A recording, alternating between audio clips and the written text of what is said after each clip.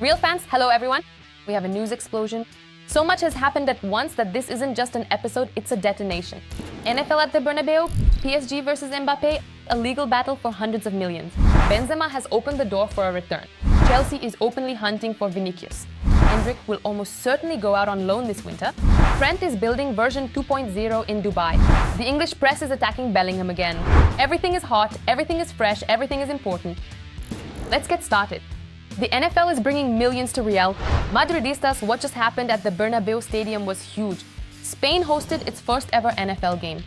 And yes, it was right here at our Santiago Bernabeu. Dolphins versus Commanders. A packed stadium, cameras from all over the world, and Madrid once again became the center of the planet. The economic impact is simply insane. Over 150 million euros for the city. 90% of hotels are full, thousands of tourists from the US and Europe. 78,000 spectators, almost half of them foreigners, who stayed in Madrid for up to 4 days.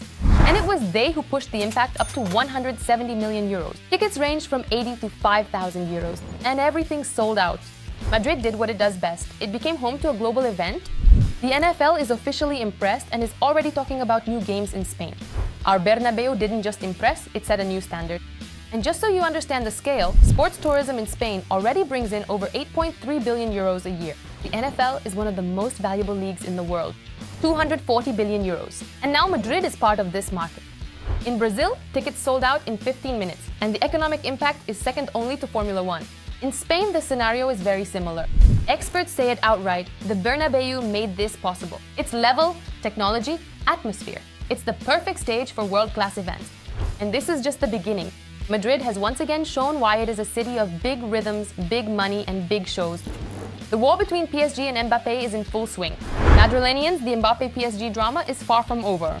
While he is already at Real, in France a legal battle is ongoing between Mbappe's lawyers and PSG.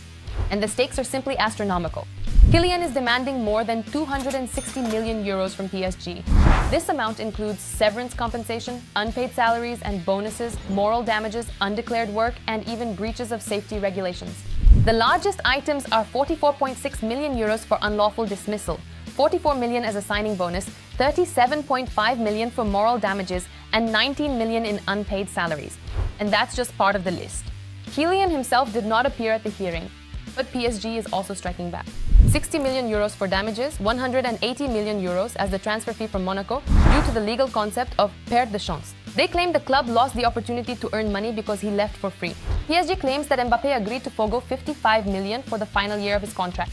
And Mbappe says the club simply decided not to pay. That same verbal pact was allegedly made before the start of League One, when he was brought back to Luis Enrique's training sessions after being sidelined. The irony?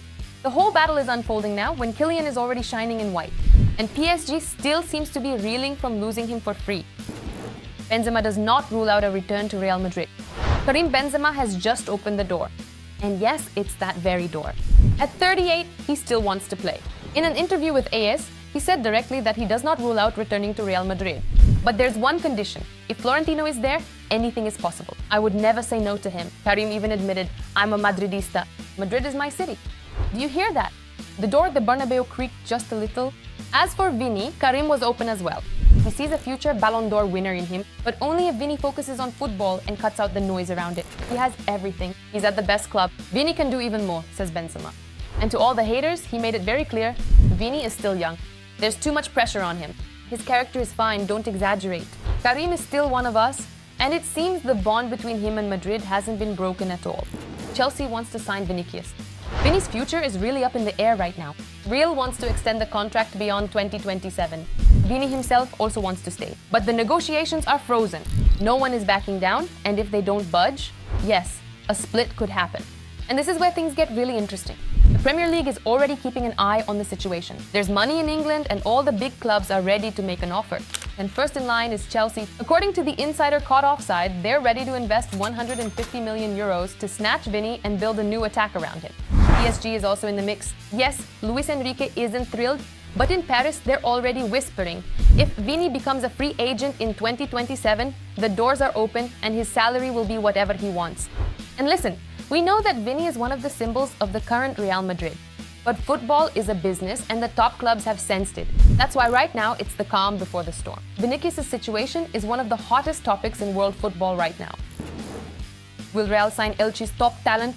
Real fans, we've got a new storyline on the transfer market. Juventus has decided to jump into the race for Rodrigo Mendoza, that same young Elche midfielder who has long been on the radar of Real Madrid and Manchester City.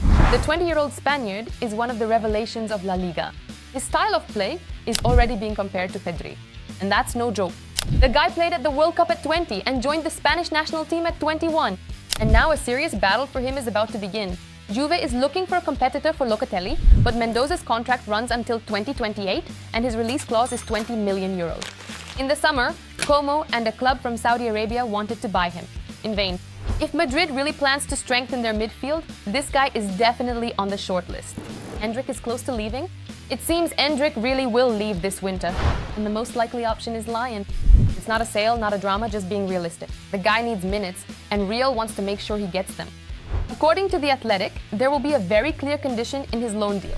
If the club doesn't start Endrick in a certain number of matches, they have to pay a penalty to Real. So either you let him play or you get the bill. XABI Alonso is also in favor, but only on one condition. Endrick has to develop, not just sit on the bench. And that's the right move. We're investing in the future and making sure he doesn't stagnate without playing time. Trent is training hard. Trent Alexander-Arnold is currently living in a pause. That strange, restless pause before the explosion. Returning after an injury, but for now only coming on as a substitute. The fans in Madrid already want to see the real him, the one who tears up the flanks and changes the rhythm of the game. But he's not there yet. The England national team hasn't called him up again. 6 months without a single call-up. And do you know what Trent did? He went to Dubai, but not for vacation, to a sports complex where stars are rebuilt. Van Dijk, Pogba, Rashford, and now him, in the hands of a coach he worked with at Liverpool. He's rebuilding himself from scratch. This isn't just a reset, it's Trent's second version, which he's preparing for Madrid. But something else is important here. XABI Alonso is waiting for him. They need someone who can fill the gap left after Carvajal's injury. They need someone who can bring back dynamism to the flank. They need a Trent who can influence matches again. And that's what this story is about. He's getting ready. Madrid is waiting, and we're keeping our fingers crossed because we really want to see a stronger, more powerful second version of Alexander-Arnold after the break. Now the ball is in his court. The English press versus Bellingham. Friends, this is just a circus now. The English press has gone after Jude Bellingham again. And this time it's so ridiculous that even the legends couldn't hold back. Ian Wright, yes, that same Wright from Arsenal and the England national team just tore the journalists apart. And do you know what he said? That they hate Bellingham simply because they can't get to him, can't break him, can't influence him, can't do to him what they've done to so many others. Because Jude is Real Madrid, a different level, and he was accused of not celebrating Kane's second goal against Albania. Even though the video disproved it all, then they thought he was upset about being substituted. Wright just hit them with the truth straight on. They make up stories because there's nothing to talk about before the World Cup. They hate that they can't ruin his career like they did with others. Jude is a great talent and a wonderful person. And you know what? He's absolutely right, 100%. Bellingham is the best in the match, the best in the national team, the best in Madrid. It just drives them crazy that he's untouchable. Our guy is holding strong, and so are we for him. This was a wild episode. But to catch news like this even faster, even earlier, and even deeper, you need one place. Real Life, your main app about Real Madrid. There, news appears instantly. There, insider info arrives before it hits the feed. There, you're always one step ahead. Follow the link in the pinned comment and you'll be up to date with everything happening in the Royal House. Stay with us. The pace is crazy and it's only going to get hotter. Have a great day, everyone, and Hala Madrid!